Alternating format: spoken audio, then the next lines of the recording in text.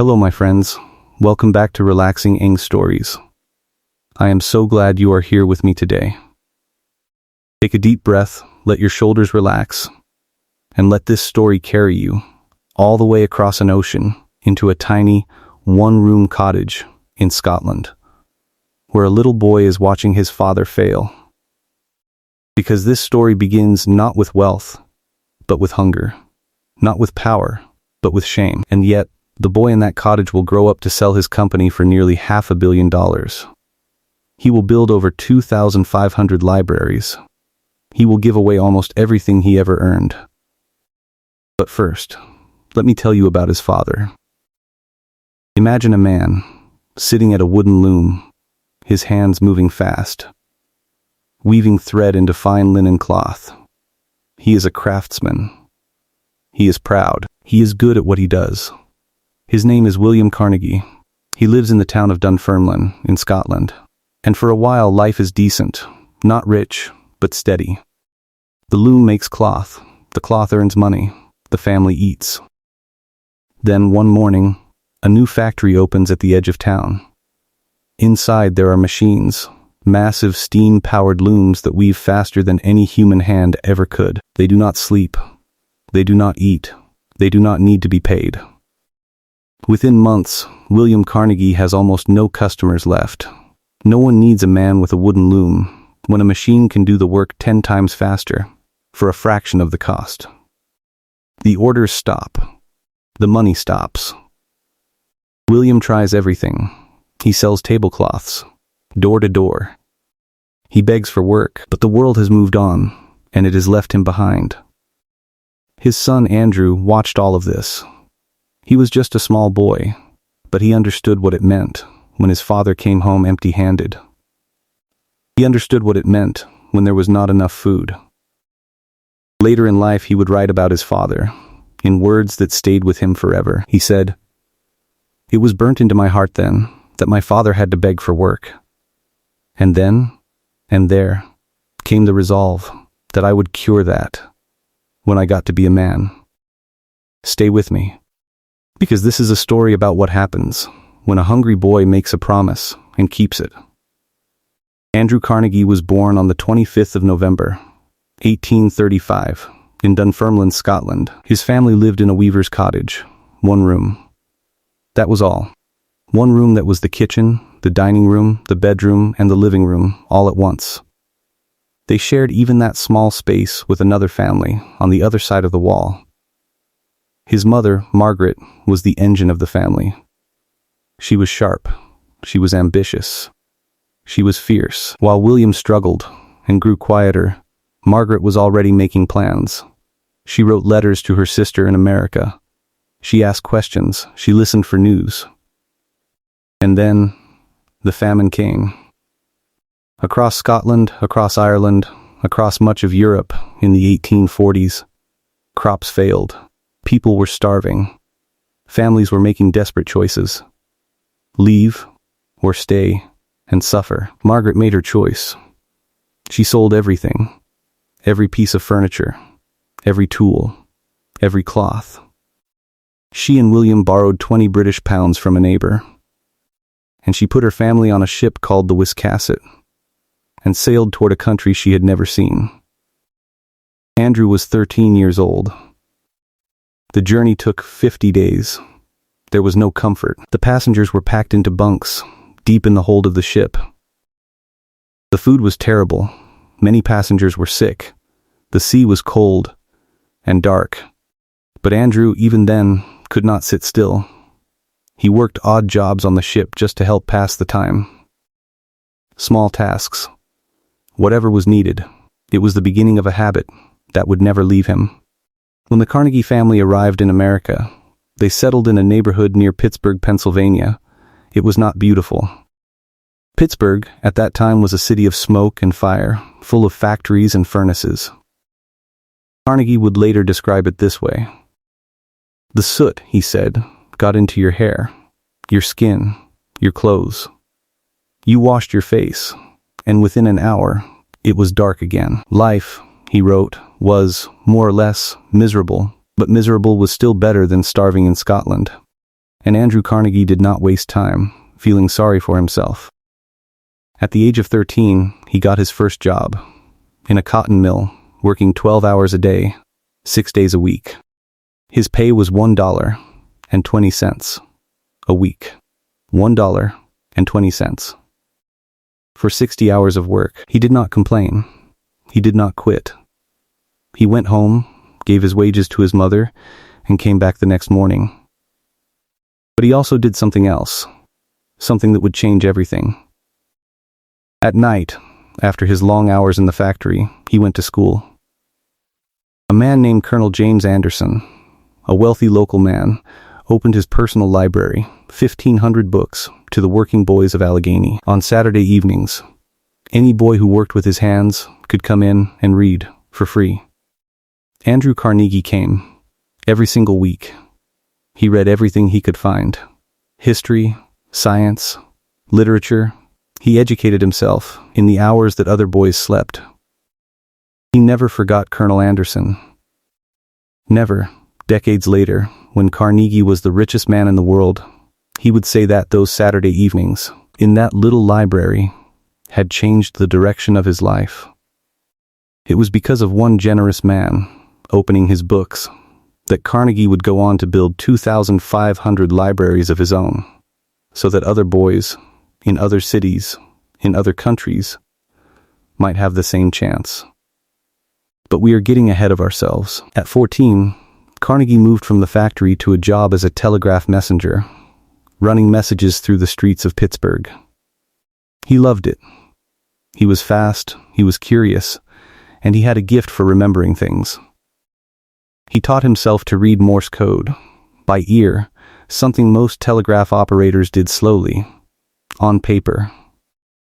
Carnegie could hear the taps and clicks, and translate them in his mind, in real time. His boss was amazed. By 18, he was a telegraph operator. By 24, he was the superintendent of the Western Division of the Pennsylvania Railroad, one of the most powerful railroads in America. A superintendent. At 24. Think about where he had been 11 years earlier. A hungry boy, in a one-room cottage, watching his father beg for work. And now, he was running a division of a railroad. But Carnegie was not satisfied.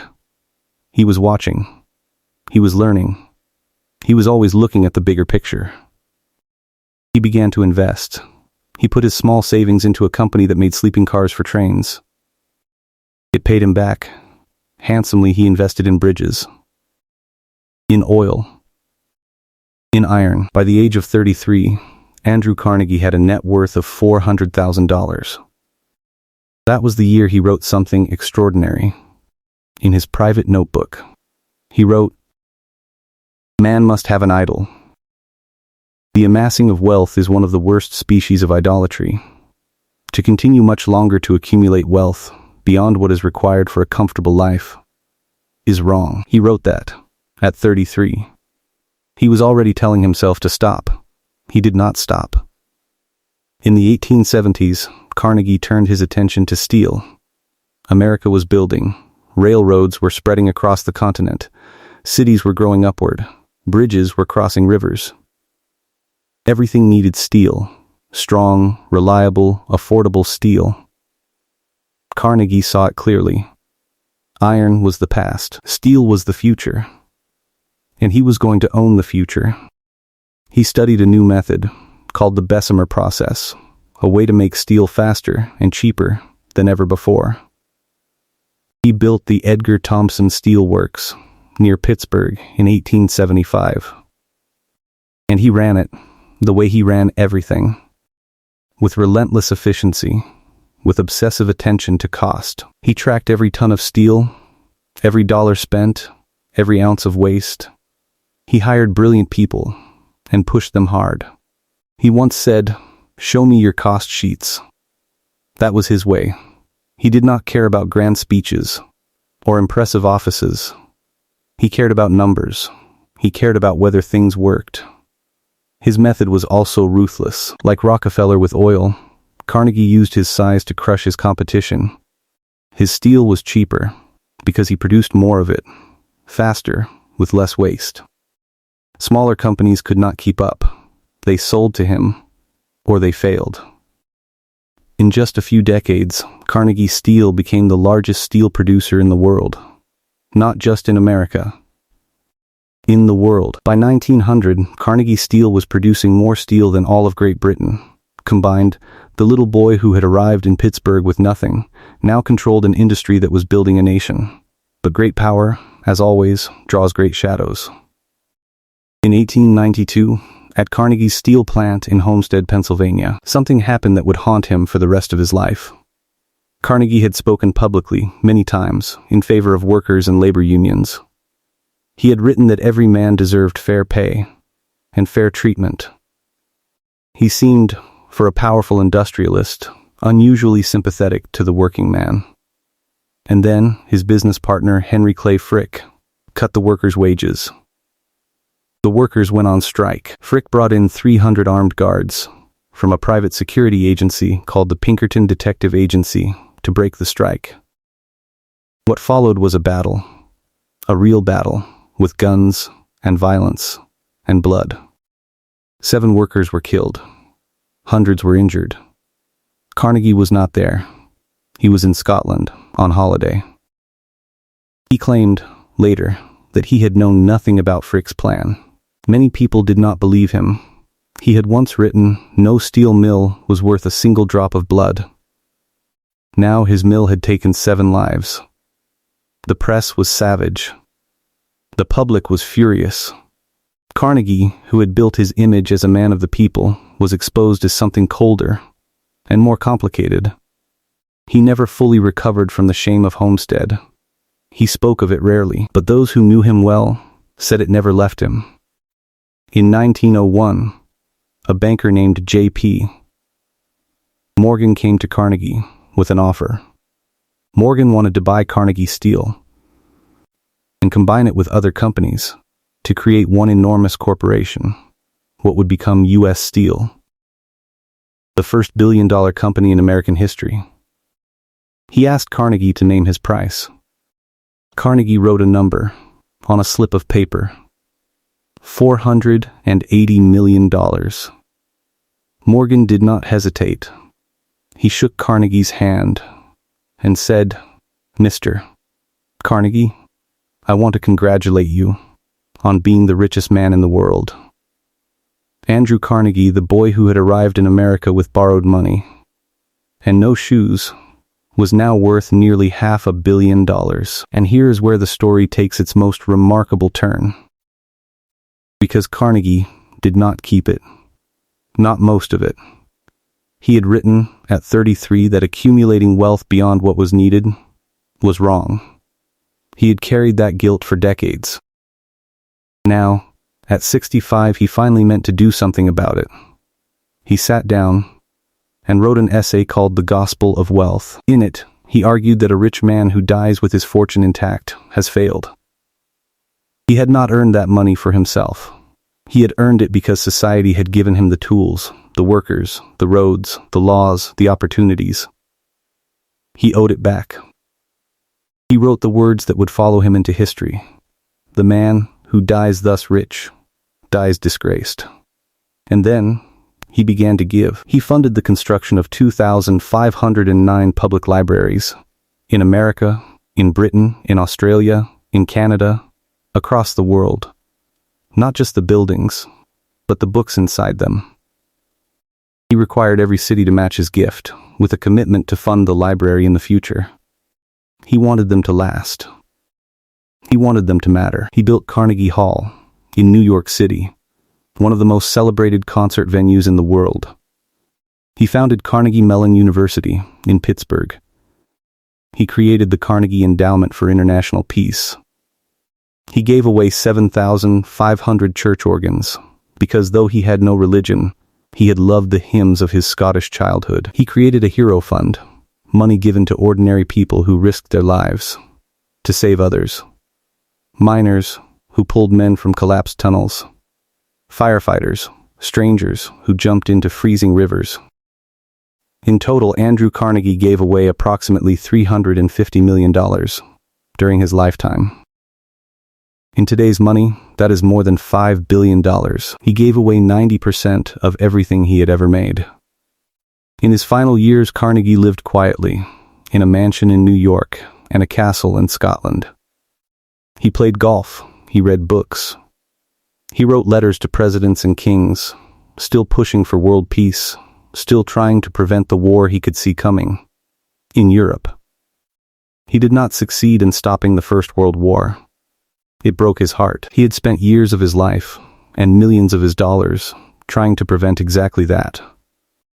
When the war came, in 1914, something went out of him. Friends said he was never quite the same. Andrew Carnegie died on the 11th of August, 1919, in Lenox, Massachusetts. He was 83 years old. The small amount that remained of his fortune, he had given away so much, he left to charity. And so, my friend, the story of the weaver's son comes gently to its close. Andrew Carnegie's father taught him one lesson, without meaning to. He taught him what it looks like when the world changes and you are not ready for it. When the machine arrives and you have nothing but your hand. His mother taught him a different lesson. She taught him that if the world changes, you must change faster. You must move. You must act. You must never stop. Carnegie chose his mother's lesson, but he carried his father's wound, his whole life. The memory of a proud man, humiliated, begging for work, unable to feed his family. That wound became the engine. It drove him across an ocean. It drove him into every factory, every office, every negotiation. It drove him, in the end, to write those words, "The man who dies rich, dies disgraced." He had seen what it looked like when a man had nothing. He could not unsee it. And when he had everything, he could not rest, until he had given most of it back. He spent the first half of his life climbing out of poverty. He spent the second half trying to make sure others did not have to climb as far. And you, my friend, you are climbing too. Every English word you learn is one step higher. Some days the steps are steep. Some days you are tired. Some days you wonder if it is worth it. Remember the boy in the cotton mill. 12 hours of work. $1.20. And then, at night, walking to a library to read by lamplight. Because he knew that knowledge was the one thing no machine could ever take from him. You are doing the same thing, right now. You are here, at the end of a long day, choosing to learn, instead of choosing to stop. Carnegie started with a borrowed 20 pounds, and a single room. You are starting with a pair of headphones, and a story. Both are enough. Keep reading, keep listening, keep climbing. This is Relaxing Eng Stories. Tell me, my friend, what part of Carnegie's story moved you the most? Was it the boy who taught himself by lamplight? The man who said the richest person who dies rich, dies disgraced? Or the 2,500 libraries, still standing today, still lending books? For free? Leave a comment below. I read every one. There are many more stories waiting here, and I will be ready when you come back. Until next time, take care of yourself, and never, ever stop learning.